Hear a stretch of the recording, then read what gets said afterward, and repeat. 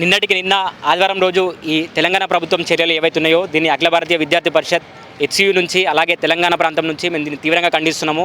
ఎందుకనంటే తెలంగాణ ప్రాంతంలో ఉన్న అతిపెద్ద ఒక ప్రతిష్టాత్మకమైన విశ్వవిద్యాలయంలో ఇలాంటి చర్యలు అనేటివి సరికాదు. తెలంగాణ ప్రభుత్వం రేవంత్ రెడ్డి ప్రభుత్వాన్ని ఇలాంటి నిర్ణయాలని ఇలాంటి చర్యలను వెంటనే వెనక్కి తీసుకోవాలని చెప్పి మేము స్ట్రాంగ్గా డిమాండ్ చేస్తున్నాము. వందలాది మంది నిన్న 58 మంది విద్యార్థులను అరెస్ట్ చేసి వివిధ పోలీస్ స్టేషన్లోకి నిర్బంధించారు రాత్రి 12 గంటల వరకు. సో ఇలాంటి చర్యలను చేయడము ఒక విశ్వవిద్యాలయంలోని విద్యార్థులని అతి దారుణంగా హింసించి అతి దారుణంగా ఒక రౌడీల్లాగా క్రిమినల్ లాగా ఒక నక్సలైటు టెర్రరిస్ట్ లాగా వాళ్ళని చిత్రించడం అనేది చాలా అతి దారుణంగా చెప్పుకోవచ్చు.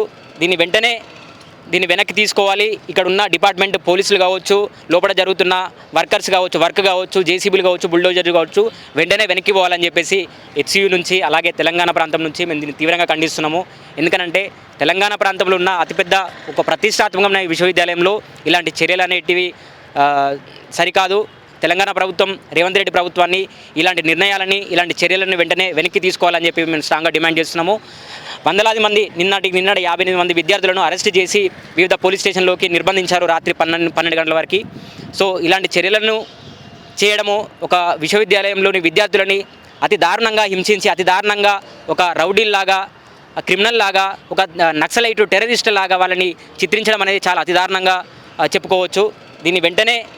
దీన్ని వెనక్కి తీసుకోవాలి. ఇక్కడ ఉన్న డిపార్ట్మెంట్ పోలీసులు కావచ్చు, లోపల జరుగుతున్న వర్కర్స్ కావచ్చు, వర్క్ కావచ్చు, జేసీబీలు కావచ్చు, బుల్డోజర్లు కావచ్చు, వెంటనే వెనక్కి పోవాలని చెప్పేసి మేము దీన్ని తెలంగాణ సమాజానికి తెలియజేస్తున్నాం.